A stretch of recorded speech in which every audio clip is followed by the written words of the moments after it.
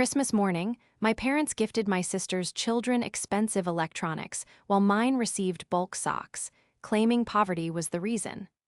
I smiled, agreed it was fair, and secretly canceled the $1,800 monthly allowance disguised as my father's income. Then, their mortgage payment failed. This is where the gloves truly come off, and trust me, you won't want to miss the fallout. Make sure you're subscribed to see how this ends. We'd love to know, what's the most lopsided gift exchange you've ever witnessed? Tell us in the comments. I was already running on fumes when we pulled into the driveway of my childhood home. The gravel crunched under the tires of our SUV, a sound that usually triggered a wave of nostalgia, but today, it just triggered a headache. I had spent the last 3 weeks orchestrating a global logistics merger for my company, sleeping an average of 4 hours a night, and living off airport coffee and sheer adrenaline. I was physically ill, my throat was raw, my joints ached with a low-grade fever, and I was pretty sure I was hallucinating from exhaustion. But I had pushed through. I had rallied my husband, Mark, and our 2 kids, Liam and Maya, to make the 4-hour drive because my mother, Catherine, had insisted that this Christmas was mandatory. It's about family, Jane. She had guilt-tripped me over the phone 2 days prior. We haven't all been together since Jessica moved back. Don't be the one to ruin it. So here I was, ruining nothing, being the good daughter, the reliable one. We walked into the living room, which was an explosion of red and gold. It was picture perfect, the kind of scene you'd see on a greeting card. My father, Arthur, was sitting in his leather recliner, nursing a scotch despite it being barely 10 in the morning. My younger sister, Jessica, was sprawled on the sofa, scrolling through her phone, while her 3 kids, twins aged 10 and a teenager aged 14, were already vibrating with excitement. "You made it," Catherine chirped, emerging from the kitchen. She didn't hug me, she just brushed a piece of lint off my shoulder. "You look tired, Jane. You really should take better care of yourself. You look 10 years older than Jessica." "Hi, Mom. Merry Christmas," I rasped, ignoring the jab. I sank onto the ottoman, my body feeling heavy as lead. The gift exchange began almost immediately. It was a chaotic flurry of tearing paper. I watched as my parents handed huge, heavy boxes to Jessica's kids. The first box was opened, a brand new MacBook Air. The twins screamed. Then came the iPads, 2 of them. Then, for the teenager, an iPhone 15 Pro. The room was filled with the shrieks of delighted children. Jessica sat back, looking smug, sipping her mimosa. "Wow, Mom, Dad, you guys really outdid yourselves," she said, her voice dripping with feigned surprise. "You shouldn't have." "Nonsense," Arthur boomed, puffing out his chest. "We take care of our own, only the best." My kids, Liam and Maya, sat patiently with their hands in their laps. They were good kids. They didn't scream. They waited. Finally, Catherine reached under the tree and pulled out a single, soft, lumpy package wrapped in dollar store paper. She handed it to Liam. Then she handed a similar one to Maya. "Go on," she said, her smile tight. Liam tore the paper. It was a plastic bag of socks, white, athletic tube socks. The kind you buy in a pack of 20 at a warehouse club. Maya opened hers, the same, except hers were gray. The room went silent. The contrast was so violent, so absurd, that for a second I thought it was a prank.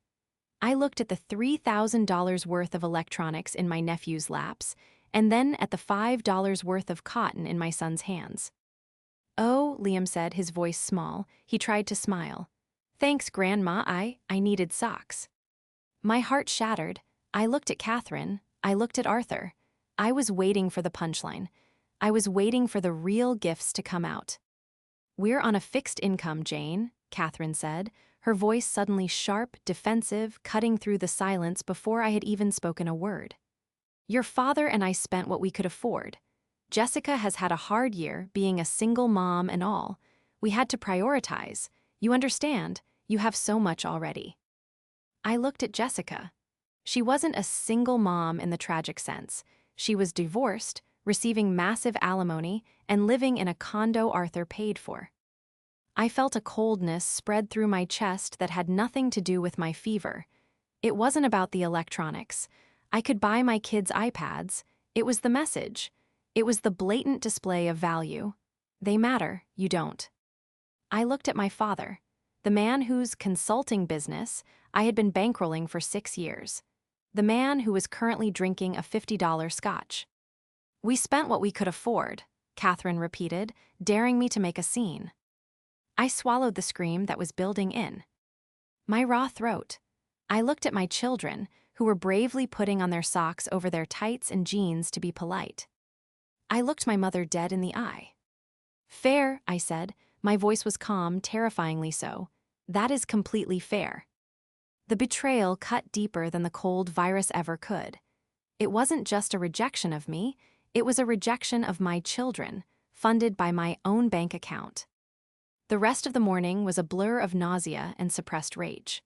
I sat there, sipping lukewarm water, watching Jessica's kids set up their new devices.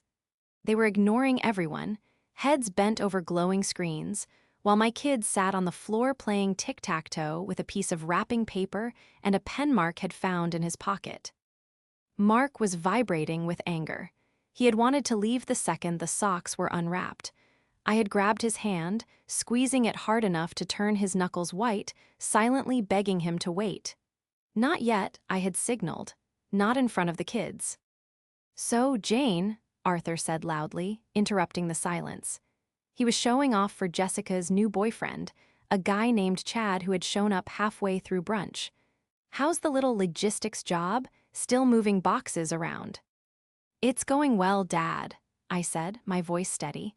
We just closed a merger with a European distributor. Arthur waved his hand dismissively. Paper pushing. You know, in my consulting work, I deal with high-level strategy, real big-picture stuff. Just last week, I had to advise a firm on restructuring their entire debt profile. Saved them millions. I saw Jessica nod in awe. Dad's a genius, she told Chad. He's practically retired, but these companies just won't let him go. They pay him a fortune just to pick his brain. I took a sip of water to hide the bitter smile forming on my lips. A fortune. I remembered the phone call 6 years ago. Arthur crying on the line. We're going to lose the house, Janie. I made some bad investments. Please, you can't tell your mother. You can't tell anyone. It would kill my reputation. I remembered the arrangement we made.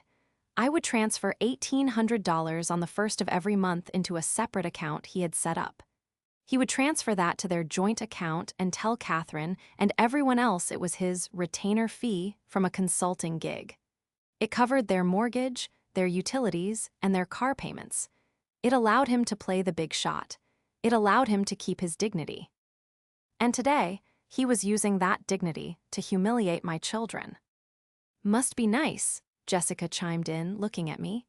To have a job where you can just travel all the time and ignore your family. I could never do that. My kids are my world. That's why Mom and Dad help me out. They know I prioritize family over a paycheck. The audacity took my breath away. She was wearing a sweater that cost more than my first car, and she was lecturing me on priorities while I sat there, sick and exhausted, watching my kids play with socks. We help those who need it, Catherine said piously, patting Jessica's hand. Jane is self-sufficient. She doesn't need our help. She barely needs our love, it seems, with how busy she is. I stood up. The room spun slightly, but I locked my knees. We need to get going, I said. I'm not feeling well. Leaving already? Catherine scoffed. We haven't even had pie. Typical, always rushing off. I think I have a fever, Mom. I don't want to get anyone sick. Fine, she sighed, as if I were a petulant teenager.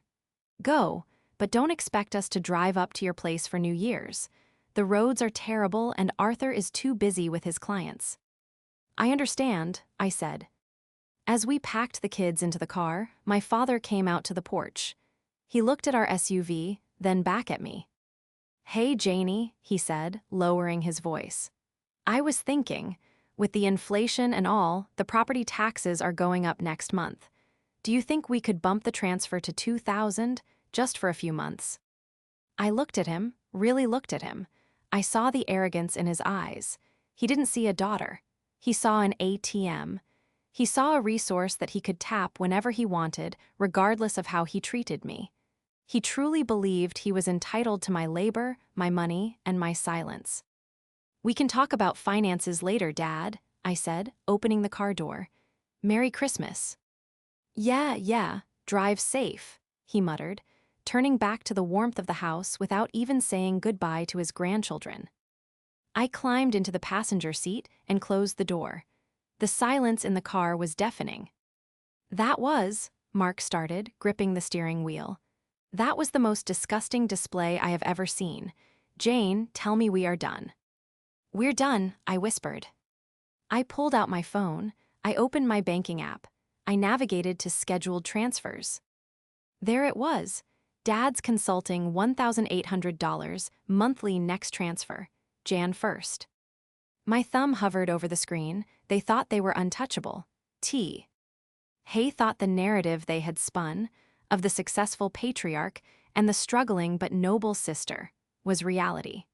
They thought I was just the cold, workaholic daughter who would keep paying for the privilege of being insulted. But they had forgotten one crucial thing. To understand why I didn't scream, flip the table, and burn the tree down right then and there, you have to understand the history. You have to understand the dynamic of the House of Arthur. My father, Arthur, was a man who believed his own press releases. For 30 years, he worked in middle management at a manufacturing plant. He was decent at his job, but he wasn't the titan of industry he pretended to be at dinner parties. He spent money like he was the CEO, country club memberships, leased luxury cars, tailored suits. 6 years ago, he was forcibly retired. Fired, essentially, for inability to adapt to new software. He was 59. He had zero savings. He had cashed out his 401k years prior to pay for Jessica's first wedding, the one that lasted 9 months. That was when the call came. "I have nothing, Jane," he had sobbed. It was the only time I had ever heard my father cry. "The house is leveraged. The cards are maxed. Catherine doesn't know. If she finds out I'm a failure, she'll leave me. Please, you're the successful one. You're the smart one." I was 30. I had just been promoted to director. I had the money, but it wasn't endless. Mark and I were saving for a house, but this was my dad. "I'll cover the mortgage and the basics," I had told him, "but you have to cut back." "I can't let them know," he had begged. "Let me tell them I started a consulting firm. Just transfer the money to me and I'll handle the bills. Please, Jane, for the family." I agreed. I agreed to the lie. For 6 years, I sent $1,800 a month. Over $129,000 total. And what did they do with it? Did they pay down the principal? Did they save? No, they maintained the illusion. And then there was Jessica. Jessica was 5 years younger than me and had never been told no in her life. She was the creative one, the sensitive one. While I was studying supply chain logistics and working internships, Jessica was backpacking through Europe on Dad's credit card to find her energy. She was currently a life coach for influencers, which meant she posted inspirational quotes on Instagram and lived off alimony from her second husband and handouts from our parents. Handouts that were, effectively, coming from me. I watched her through the window as we backed out of the driveway. She was laughing, holding up the new iPad, taking a selfie with Mom. They looked like a team, a clique. The antagonist in my life wasn't a villain in a cape. It was a collective delusion. It was a family system designed to drain the life out of the competent to fuel the fantasies of the incompetent. Arthur wasn't just a mooch. He was a parasite who had convinced the host that he was doing her a favor. He used my money to buy the affection of the daughter he actually liked, and then used that daughter's struggles to guilt me into giving more. It was a perfect, closed loop of emotional and financial abuse. I looked at the phone in my hand again. The cancel transfer button was bright red. I didn't just want to stop the money. That would be too easy. If I just stopped, they would call, they would scream, they would guilt me. They would come up with a lie to tell the family about how I had wronged them. No, I needed to dismantle the lie itself. I needed to let the truth do the heavy lifting. I pressed cancel. A confirmation box popped up. Are you sure you want to cancel this recurring transfer? I hit yes. Then I did something else. I logged into the county clerk's website on my phone. Since I was technically the one paying the mortgage, I had forced my dad to put my name on the deed as a silent partner 5 years ago to protect my investment, though he had sworn me to secrecy so Mom wouldn't see the paperwork. I checked the status of the mortgage. It was an auto draft. It pulled from his account on the 5th of every month. Today was December 25th. If the money wasn't in his account by January 4th, the draft would bounce. He had 10 days. He had 10 days of strutting around, playing the big shot, thinking his consulting client, me, was going to deposit his check as usual. I leaned back in the seat and closed my eyes. The fever was still burning, but the nausea was gone. "What are you thinking?" Mark asked quietly. "I'm thinking," I said, a small, genuine smile touching my lips for the first time that day, "that it's going to be a very interesting new year." The 1st of January arrived with a silence that was both terrifying and exhilarating. Usually, on the 1st of the month, my phone would buzz at 9:00 a.m. with a generic automated text from my bank confirming the transfer. $1,800 sent. To Arthur H. Consulting. This morning, the phone remained silent. I sat at my kitchen island, a mug of steaming tea in my hands, staring at the gray winter light filtering through the window. The fever had broken, leaving me with that strange, hollow clarity that comes after days of illness. Mark was in the living room helping the kids build a complex Lego castle, the sounds of their clicking bricks and quiet giggles filling the house. It was peaceful. It was normal. But inside my head, I was at war. I knew exactly what was happening 4 hours away. My father, Arthur, would be checking his mobile banking app. He would refresh the screen once. Twice. Then he would frown. He would assume it was a holiday delay.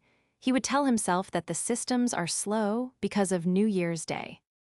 I took a sip of tea and opened my laptop. It was time to stop being the daughter and start being the auditor. "You okay?" Mark asked, walking into the kitchen to refill his coffee.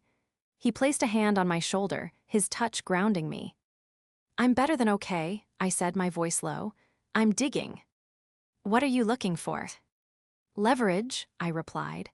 "If I just stop paying, they'll spin a story. Dad is a master manipulator. He'll tell the aunts and uncles that I borrowed money and refused to pay it back, or that I'm abandoning them in their old age. I need to control the narrative before he does." I logged into the shared account I wasn't supposed to look at. Years ago, when the arrangement began, Arthur had been so desperate he'd added me to the account, "just in case something happens to me, Jane, so you can manage the estate." He had likely forgotten I still had the login credentials. He thought I was just a passive cash spigot. I clicked on transaction history and filtered for the last 90 days. The spreadsheet filled the screen, a digital autopsy of their financial recklessness. I felt a cold knot tighten in my stomach as I scrolled.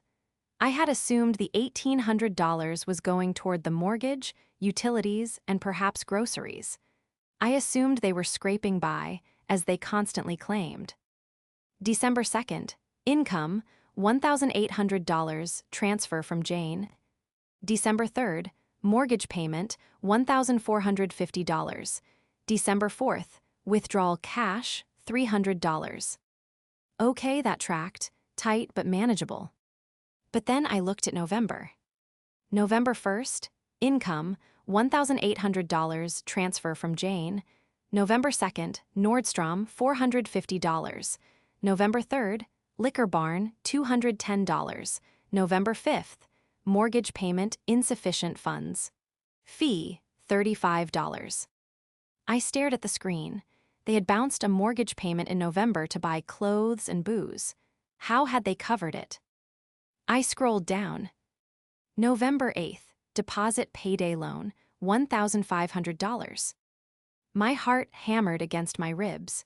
They were taking out predatory loans to cover the bills because they were spending my allowance on luxuries.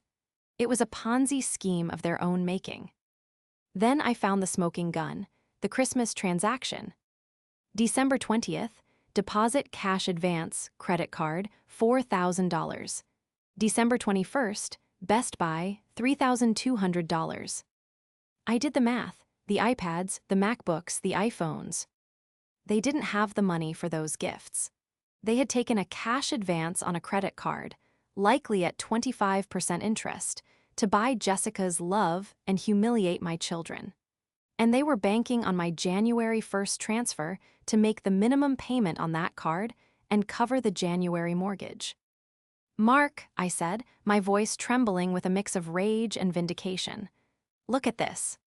He leaned over the screen. He scanned the lines, his eyes widening. "They took a cash advance? Jane, they're drowning, and they're dragging you down to keep their heads above water." "They aren't just drowning," I said, pointing to a transaction from 3 days ago. December 27th, transfer to Jessica, $500. "They gave her cash," Mark whispered. "After the socks, they gave her $500 cash." While telling me they spent what they could afford, I finished. My phone buzzed on the counter. Incoming call, Dad. It was January 2nd. The banks were open. The money wasn't there. I looked at the screen. I let it ring. It rang 4 times, then went to voicemail. A minute later, a text popped up. "Dad, hey Janie, Happy New Year. Just checking on the consulting invoice. Hasn't hit the account yet. Probably a bank glitch, right? Let me know when you resend. Love, Dad." The casual tone made my skin crawl. Consulting invoice. He was maintaining the lie even in a private text message, just in case I showed it to someone. He was covering his tracks. "Are you going to answer?" Mark asked. "Not yet," I said, closing the laptop. I need him to sweat. I need him to realize that this isn't a glitch. It's a termination. I spent the next 2 days in a strange state of suspended animation. I went to work, I managed my team, I cooked dinner for the kids.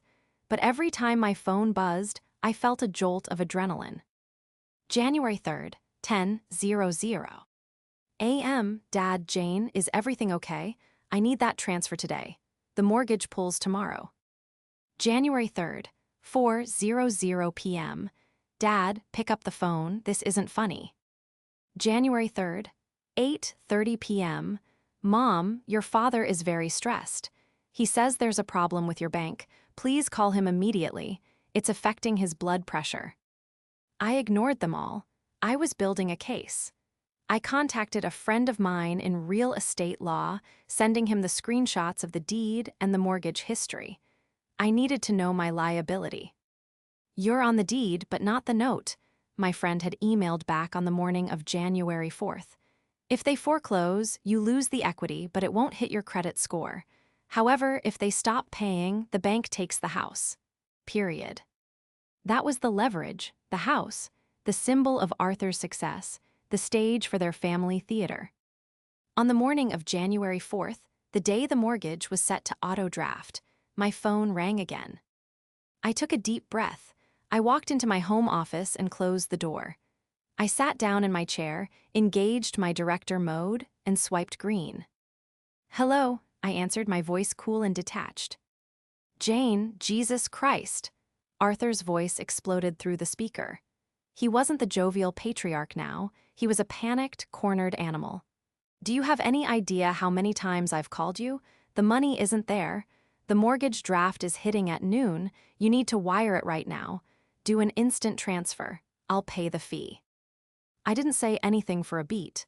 I let his panic hang in the air, heavy and suffocating. "Did you hear me?" he shouted. "I said wire it now." "I heard you, Arthur," I said. "I didn't call him Dad." There was a stunned silence on the other end. I had never called him by his first name. "What did you say?" he whispered. "I said I heard you, and I'm not wiring the money. Not today, not next month, never again." What are you talking about?" He tried to pivot to his reasonable businessman voice, but it cracked. Jane, honey, I know you're stressed with work, but this is the agreement. My consulting fee, we have a deal. There is no consulting firm, Arthur, I said, cutting him off. There is no business. There is no fee. There is just a daughter who has been paying your bills for 6 years so you can pretend you're still a big shot. How dare you, he sputtered. I raised you, I put a roof over your head. This is respect, this is. This is $1,800 a month, I interjected. That's $21,600 a year. And do you know what I saw when I audited the account, Dad? You looked at the account? His voice dropped an octave. The fear was palpable now. I saw Best Buy, I said. I saw Nordstrom. I saw the cash advance you took out on December 20th. I paid for the iPads, Dad. I paid for the MacBooks. I paid for the gifts that made Jessica's kids scream with joy while my son held a bag of tube socks. That's different, he stammered. We needed to make Christmas special. Jessica doesn't have your resources, we were just. You spent what you could afford, I quoted his wife's words back to him. That's what Mom said. We spent what we could afford. But you didn't spend your money. You spent mine. You took my labor, my time away from my children, and you used it to buy favor with my sister while handing my kids garbage. It was a difficult year, he yelled, abandoning the defense. You have plenty, you make 6 figures. Why are you so greedy? Why are you counting pennies when your family is in need? I'm not counting pennies, I said calmly. I'm counting respect, and the balance is 0. If you don't send that money, the mortgage bounces, he threatened. Do you want that? Do you want your mother out on the street? Is that what you want, to make your mother homeless? That's on you, Dad. You have a choice. You can return the iPads. You can return the MacBooks. You can take that $3,000 back to Best Buy, get the cash, and pay your mortgage. You have until noon. I can't do that, he shrieked. The kids, they've already opened them. They're using them. I can't take back Christmas gifts. What would Jessica say? That sounds like a management problem, I said. I suggest you look into restructuring your debt profile. I hear you're an expert at that. Jane, please, he begged, the anger dissolving into pathetic desperation. Don't do this. I'll tell everyone. I'll tell them you're cruel. I'll tell them you promised to support us and then pulled the rug out. You'll be the villain, Jane. I swear to God. Go ahead, I said, leaning back in my chair, feeling a surge of power I hadn't felt in years. Tell them. But remember, if you tell them I stopped paying, you have to tell them that I was paying in the first place. You have to admit that the consulting income was a lie. You have to admit you're broke. He fell silent. I had checkmated him. He couldn't destroy my reputation without nuking his own. You're a cold bitch, he spat. I'm a fair one, I replied. Merry Christmas, Dad. I hung up the phone. My hands were shaking, not from fear, but from the adrenaline dump of finally standing up. I checked the time, 10:45 a.m. He had 1 hour and 15 minutes to find $1,700. He wouldn't return the gifts. His ego wouldn't allow it. He would rather burn the house down than admit to Jessica that he couldn't afford her affection. I waited. At 12:30 p.m., I refreshed the banking app. January 4th, mortgage payment returned NSF. January 4th, overdraft fee, $35. It was done. The domino fell. The fallout was immediate, but not in the way I expected. Arthur didn't call back. He went dark. He was likely scrambling, calling predatory lenders, trying to find a plug for the hole in the ship. Instead, the attack came from the flank. 2 days later, on January 6th, my phone lit up with a call from Jessica. I hesitated. Jessica rarely called me unless she wanted to borrow a designer purse or ask if I had any frequent flyer miles she could use. Hello. What did you do to Mom? Jessica screamed. There was no preamble, no greeting, just high-pitched, piercing accusation. I haven't spoken to Mom in a week, I said. She's crying in the kitchen. Dad is locked in the study drinking. He told us what you did, Jane. I can't believe you. Oh, I asked, my curiosity piqued. What exactly did he tell you? He told us that you convinced him to invest his retirement money in one of your companies, sure thing, stocks, and you lost it all, Jessica yelled. He said you lost their savings and now you're refusing to pay them back. How could you steal from them? They're old. I almost laughed. It was so creative. It was so Arthur. He couldn't admit I was supporting him, so he invented a scenario where I owed him money. It preserved his status as the man with capital and painted me as the incompetent, malicious daughter. That is a complete lie, Jessica, I said firmly. Don't lie to me. Dad showed me the text where he asked for the consulting invoice. That's obviously code for the investment payout. He's trying to be professional about it, but you're screwing them. Mom is terrified they're going to lose the house because you won't release their money. Jessica, listen to me. There is no investment. I have been paying their mortgage for 6 years out of my own pocket. Bullshit, she shrieked. Dad made 6 figures last year. He bought my kids iPads. Does a broke man buy iPads? No, a man who is being robbed by his greedy daughter struggles to pay bills. You're just jealous because he treats my kids better, so you're punishing them. He bought those iPads with my money, Jessica. Money I sent for the mortgage. You are delusional. You are actually sick. I'm telling everyone. I'm telling Aunt Martha. I'm telling Grandma. Everyone is going to know what a thief you are. Be careful what you say, Jess, I warned. I have receipts. Receipts? Dad has a lawyer. He's going to sue you. She hung up. I sat there, stunned by the sheer velocity of the lie. He had weaponized Jessica. He had turned the golden child into his attack dog. Within hours, my Facebook feed was quiet. Too quiet. Then I saw a post from my Aunt Martha, asking for prayers for my brother Arthur. Betrayal by family is the deepest cut. Heartbreaking. The comments were a cesspool of vague sympathy. So sad when children turn on their parents. Money changes people. They were destroying me. They were isolating me. I looked at Mark. He was reading over my shoulder, his face purple with rage. This is libel. We need to sue them. No, I said, thinking fast. A lawsuit takes years. They'll lose the house in months. We need to end this now. We need to clear my name publicly. How? They won't believe you. He's been the successful consultant for 6 years. You're just the daughter who moves boxes. I need proof, I said. More than just bank statements. I need the full picture. I went back to the investigation. I had the bank statements, yes, but I needed to link the consulting income directly to the lie. I dug through my old emails. I found the original thread from 6 years ago, the one where Arthur begged. Subject, please help. Body, Janie, as we discussed, if you can send the $1,800 to the account ending in 4490, I will label it consulting so your mother doesn't worry. Thank you. You are saving my life. I printed it. Then I went to the credit card statement again. I looked at the history. I saw charges for Club Med Punta Cana. I saw charges for BMW lease services. Then I saw a charge pending for January 15th. Grand Hotel Ballroom, deposit 40th anniversary party. My jaw dropped. Their 40th anniversary was in February. They were planning a massive, lavish party. A party they expected me to pay for. And then, the final piece of the puzzle fee. LL into place. I received a notification from the bank.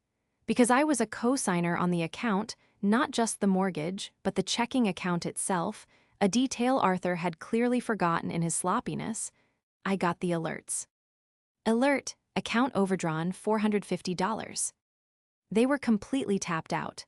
The house of cards wasn't just shaking, it was on fire. I picked up my phone and texted my Aunt Martha. Me, Aunt Martha, I see you're upset. There's a lot of confusion. We're coming to the anniversary planning dinner next Sunday. We need to clear the air. Aunt Martha, your mother said you aren't welcome. Me, I think Arthur will want me there. Tell him I'm bringing the investment portfolio he's so worried about. I knew Arthur would see that text. I knew he would think I was coming to surrender, to write a check to shut everyone up and save face. He would think his bullying worked. He had no idea that I wasn't bringing a checkbook. I was bringing a projector. The anniversary planning dinner was held at Aunt Martha's house, a sprawling estate that had always served as the neutral ground for our family's varying degrees of dysfunction. When Mark and I pulled up, the driveway was already full. My parents' leased BMW was parked right in front, gleaming under the porch lights, a shiny metal monument to money they didn't have. My stomach did a slow, sickening roll, but I forced myself to breathe. I wasn't just walking into a dinner. I was walking into a courtroom, and I was the prosecutor, the witness, and the judge all rolled into one. "You have the bag?" I asked Mark. He patted the leather satchel on his lap. Inside was my laptop and a stack of printed, color-coded dossiers. "Locked and loaded. Are you sure you want to do this here, in front of everyone?"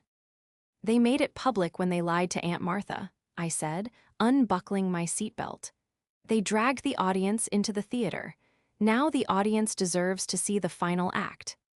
We walked to the front door. The sound of laughter and clinking glass drifted through the wood.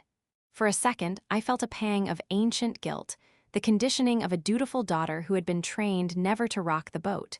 But then I remembered Liam's face when he held those tube socks. I remembered the text accusing me of theft. I remembered the consulting invoice. The guilt evaporated, replaced by a cold, steely resolve. I opened the door. The conversation in the dining room died instantly. 20 heads turned. Aunt Martha, Uncle Steve, cousins I hadn't seen in a year, and there, at the head of the table, sat Arthur and Catherine. Arthur looked good. He was wearing his best suit, holding a glass of wine, looking every bit the benevolent patriarch. When he saw me, his eyes lit up with a triumphant gleam. He thought I was there to surrender. He thought the pressure had worked. "Jane," he boomed, standing up and opening his arms, though he didn't move from his spot. "You made it. We were just discussing the catering for the big bash next month. Come in, come in. No hard feelings, right? Family is family." Jessica was sitting to his right. She didn't smile. She glared at me over the rim of her glass, her expression a mix of smugness and hostility. "I'm surprised you showed your face," she muttered, loud enough for the table to hear. "Did you bring the check?" The room went deadly silent. Aunt Martha looked uncomfortable.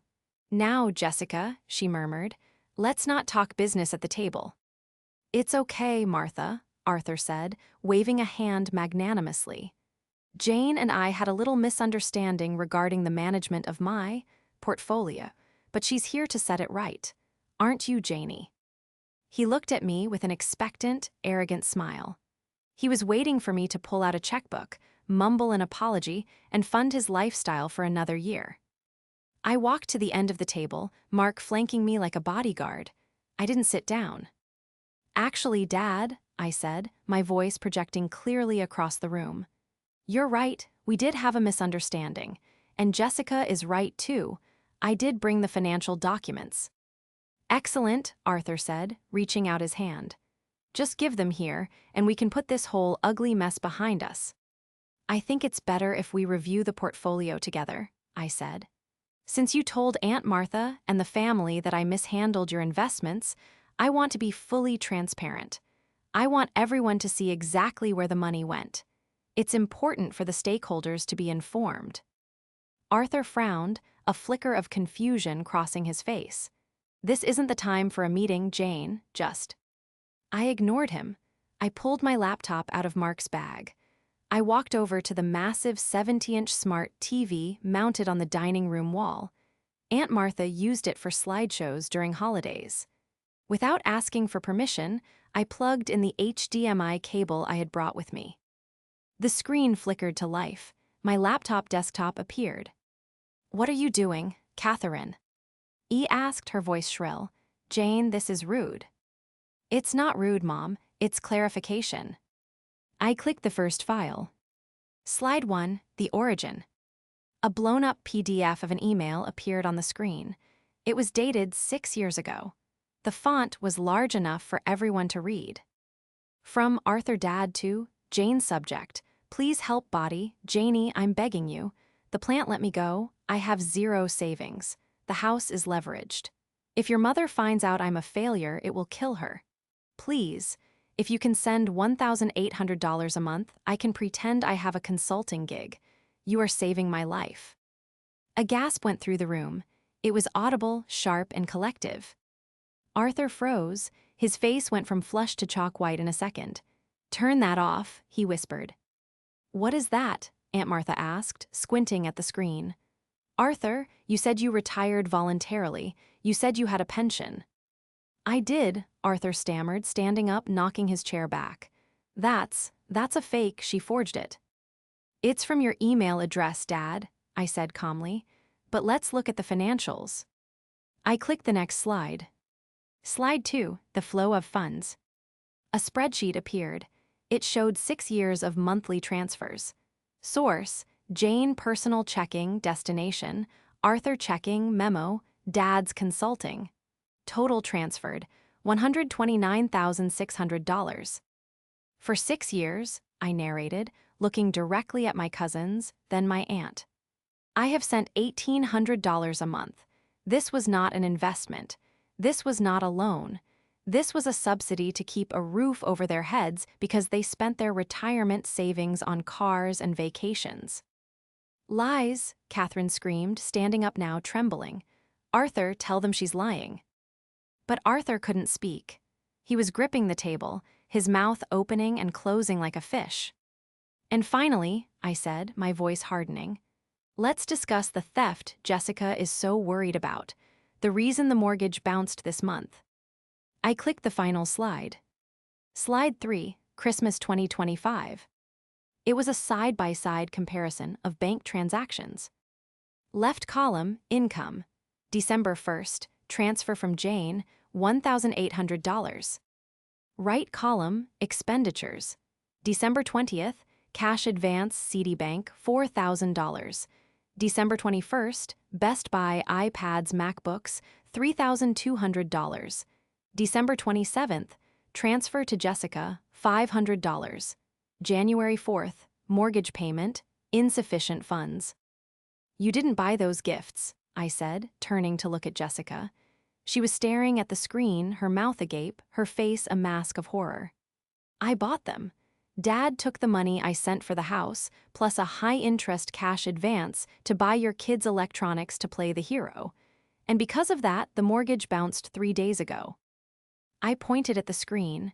"That is the investment I supposedly stole. I simply stopped paying the allowance.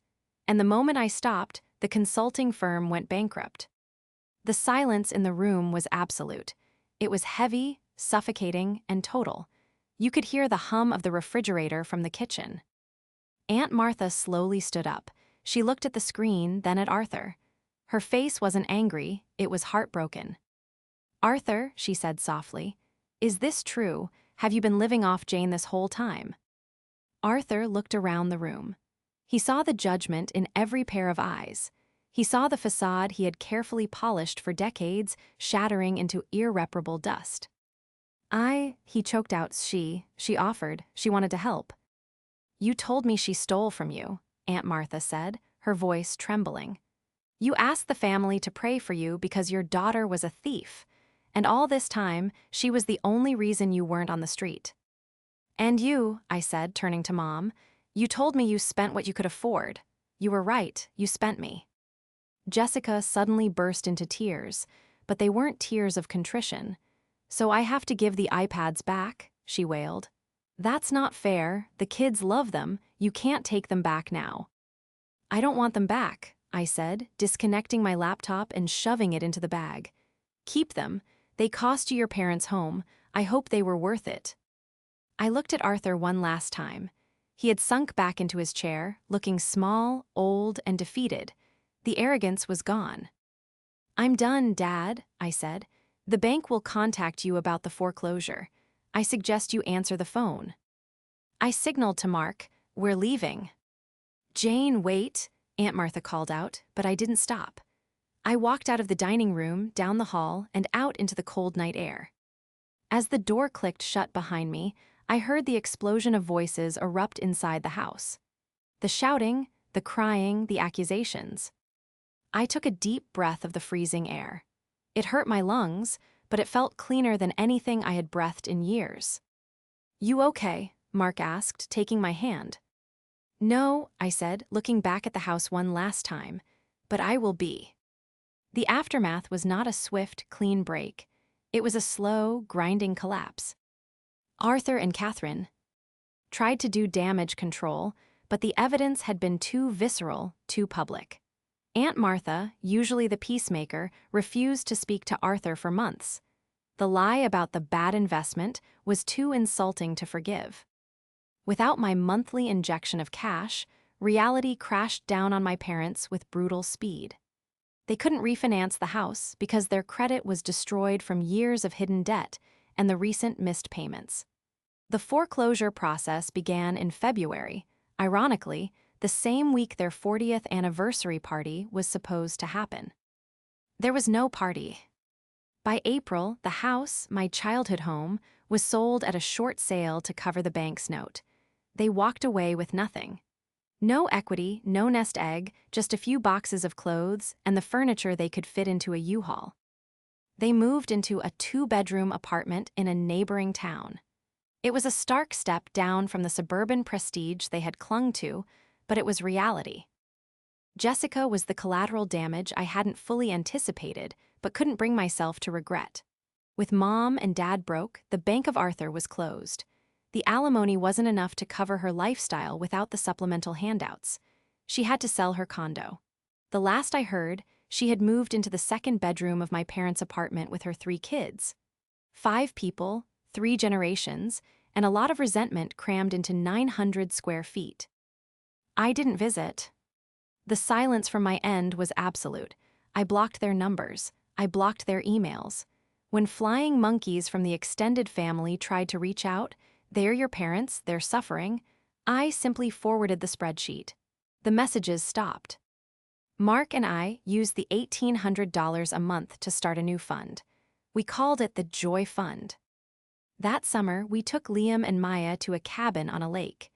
It wasn't about expensive electronics or showing off for Instagram. It was about fishing off the dock, roasting marshmallows, and listening to the loons call across the water. One evening, I sat on the porch, watching the sun set over the pines. Liam was running around in the grass, wearing a pair of high-quality hiking socks I had bought him. He loved them.